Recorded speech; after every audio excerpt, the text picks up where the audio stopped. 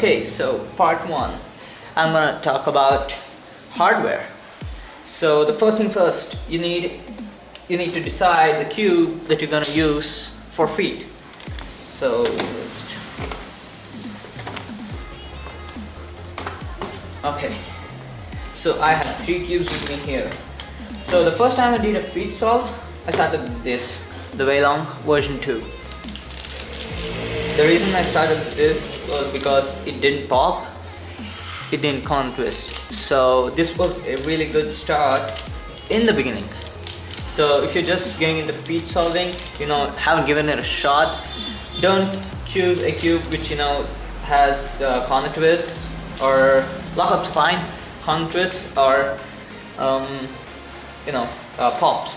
So some people really do use a Fun School 3x3, regular 3x3. That's good, but it does lock up too very much, so I don't really recommend that. So if you haven't done a feet solve yet, then Waylong version 2 is the cube you want to get. So if you don't have a Waylong version 2, any Shengsha will do, Shengsha Aurora, anything, as long as it does not pop and it does not corner twist. Any cube will do. Doesn't matter how fast it turns, how smooth it is, what's the corner cutting, nothing. Just it shouldn't pop and no corner twist. So that was in the beginning. Then I used to practice with my Waylong version 2 until I was sub 2, I guess.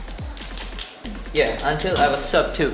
Then I decided that this is not a really good cube for feet, not that good cube for feet, because I tried something with my Guhong version 2 and it worked out absolutely amazing. So yeah, okay, I'll come to that later. So beginners, Waylong version 2 or any other cube that does not pop or corner twist. So that's one. Second cube I have is the Maru CX3. So this is bigger than a regular 3x3, about that much bigger, just a little bit bigger, but you can't really make out the difference here, but while you do a feet solve, you can really feel the difference. Even if it's just a millimeter difference or 2 millimeters, you can really feel it while doing a feet solve. So then I shifted to this, but what happened was the edges were too sharp and it would often hurt my toes, and the cube was really fast. I did everything to reduce speed, it just wouldn't come down. The speed was really fast, and it used to overshoot for feet, and I couldn't control it. I used to get horrible times, sometimes even slower than my Waylong. So I decided this is not a really good cube for feet, because I tried to slow it down. I put tons and tons of lube in it, it just wouldn't slow down. But also, one more thing I found with this was corner twist. It was pretty easy for corners to twist, so that's a really big disadvantage in feet solving, because if you get a corner twist, it's like almost near to impossible to fix a corner twist, and you end up getting a DNF. And because feet is there's a mean of 3 in feet, one DNF solve is just ruins your mean. You get a DNF mean of 3, so that sucks. So next to the Waylong. The reason I chose this cube was because I know it pops, but still it's gummy. So it kind of has a gummy blocky feel, not too blocky, but a smooth gummy blocky feel. It's not too fast, doesn't corner twist very easily, but pops do occur.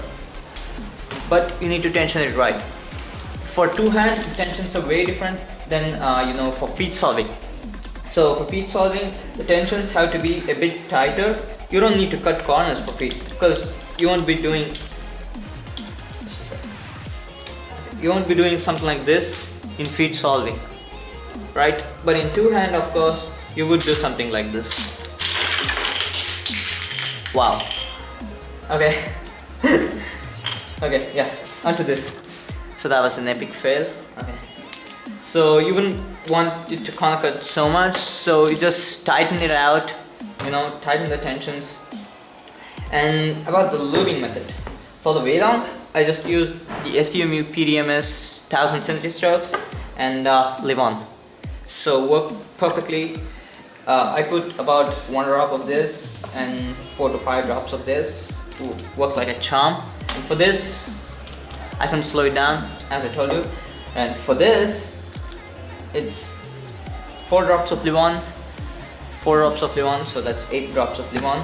Then 2 drops of PDMS in one side, 2 drops on the other side, doesn't matter where you put it, but I like to distribute it, so I put like 4 drops of Livon here and 4 drops of Livon here, then 2 drops of PDMS here and 2 drops of PDMS here, and mix it all and mix it like worked it in, and then the cube was just perfect, gummy and perfect for feet solving, because you need a cube like this for feet solving.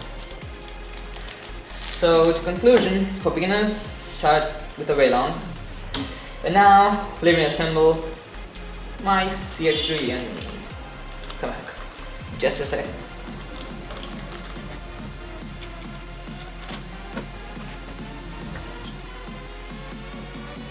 Okay, so since this popped, I can really show you how much lube I put in there. If you can see that, it's so shiny. You can still see a layer of lube there, but this is just fast as hell, so I don't really recommend using this because it overshoots. But if you do find a way where you can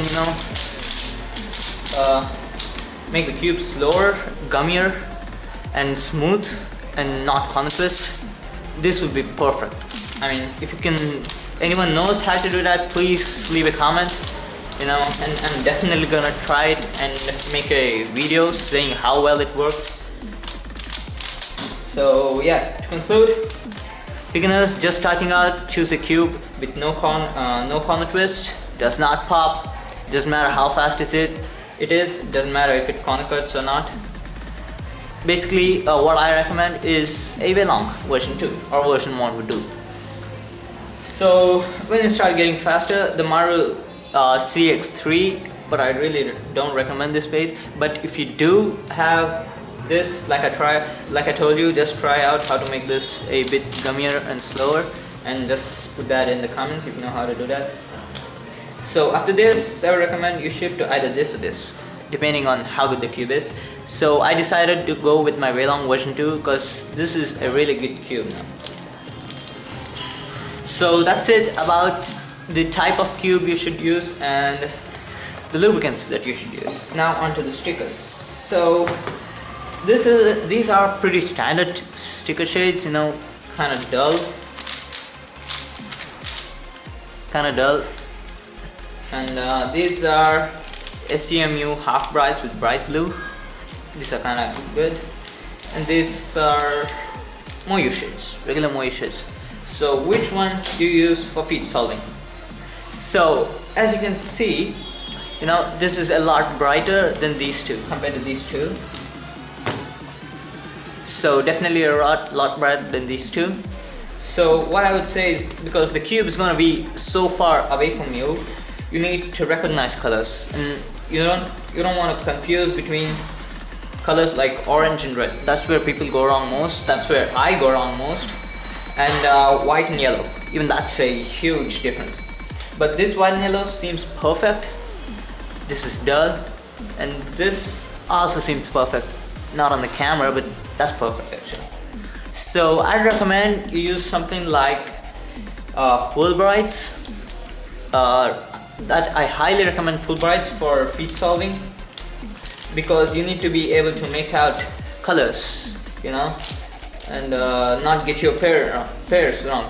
So if you like doing an F12 insert and you